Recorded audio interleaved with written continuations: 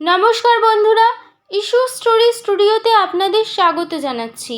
আপনাদের সামনে আমি উপস্থাপন করছি খ্যাতনামা লেখক মোহাম্মদ হাফিজুল হকের লেখা সালারে বশির চাচা নামক অসাধারণ গা ছমছমে ভৌতিক গল্পটি।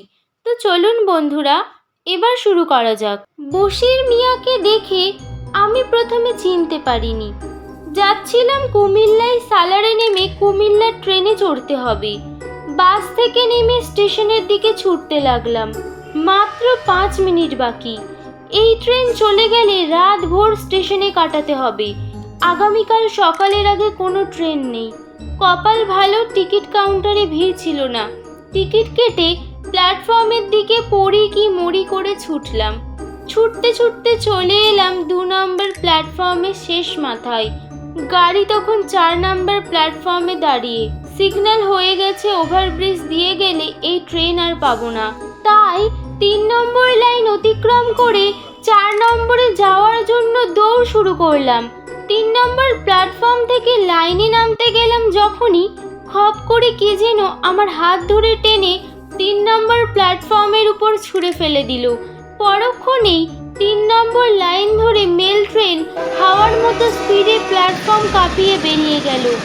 আচমকা ঘটনাটা ঘটে যাওয়ায় আমি কিংকর্তব্য বিমূঢ় হয়ে পড়লাম।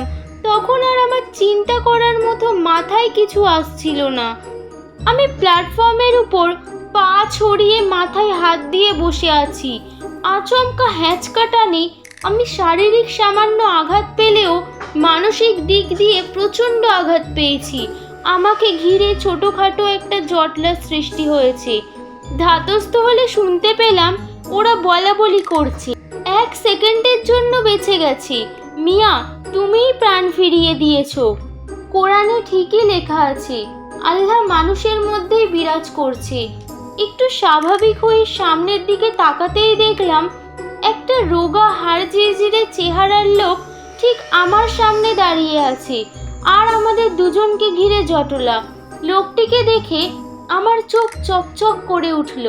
বললাম, বশির চাচা না? ঠিক চিনতে পেরেছি দেখে বশির মিয়া বলল, চিনতে পারলে তবে? এইভাবে কেউ এক প্ল্যাটফর্ম থেকে অন্য প্ল্যাটফর্মে যায়?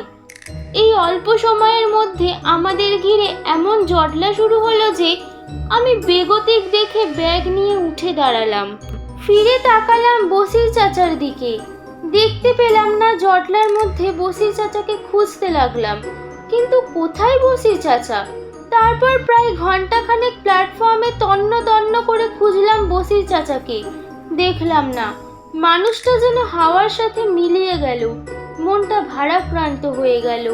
তা প্রায় 5 বছর পর দেখলাম বশির চাচাকে। আগে আমাদের বাড়িতেই থাকতো, বাবার কাজের তদারকি করতো। কখনো মনে হয়নি বশির মুসলিম, আমি হিন্দু। আমার মা পর্যন্ত সম্মান করতো বশির চাচাকে। তারপর একদিন হঠাৎ কাজ ছেড়ে চলে গেল নিজের দেশ চট্টগ্রামে। পরে জানতে পারলাম বশির চাচা নিজের গ্রামে চাষবাস শুরু করেছে। সেই থেকেই আর দেখা সাক্ষাৎ নেই। এত বছর পর এমন একটা বিপদ থেকে উদ্ধার করেছে আমায় বশির চাচা, মৃত্যুর হাত থেকে ফিরিয়ে এনেছে। অথচ মানুষটা গেল কোথায়? মনটা বিষণ্ণ হয়ে গেল। সেদিনই রাতে বাড়ি ফিরে এলাম। কুমিল্লায় যাওয়া হলো না। বাড়ি ফিরে খেতে বসে বাবাকে সমস্ত ঘটনা বলতে বাবা আকাশ থেকে পড়ল। বলল, বশিরকে পেলি কোথায়? ও কি বেঁচে আছে? বেঁচে আছে মানে? সচক্ষে দেখলাম, কথা বললাম। আমার কথা শুনে বাবার মুখ ফ্যাকাশে হয়ে গেল। বেশ কয়েক মিনিট বাবা আমার মুখের দিকে তাকিয়ে রইল। তারপর এক সময় বলল, খোকা, বশির আজ তোকে বাঁচিয়ে দিয়েছে। বশিরের কাছে আমি কৃতজ্ঞ। প্রার্থনা করি ওর যেন পুনর্জন্ম হয়। আমি অবাক হয়ে বললাম, কি বলছেন আপনি? ঠিকই বলছি। আজ থেকে 3 বছর আগে বশির সালার স্টেশনে ট্রেনে কাটা পড়ে মারা গেছে। শুনে আমি আর থাকতে পারলাম না, অজ্ঞান হয়ে গেলাম। যখন জ্ঞান ফিরল, ওই ঘটনার কথা ভাবলেই আমার গা শিরশির করে ওঠে। বশির চাচার জন্য 2 চোখ সিক্ত হয়ে ওঠে। আমিও বাবার মতো ওর পুনর্জন্ম কামনা করি। এখানেই শেষ হলো গল্পটি। গল্পটি ভালো লেগে থাকলে লাইক এবং শেয়ার করুন। এরকম আরও অনেক গা ছমছমে ভৌতিক গল্প শুনতে হলে চ্যানেলটিকে সাবস্ক্রাইব করুন এবং নিজের মতামত কমেন্ট সেকশনে জানাতে ভুলবেন না।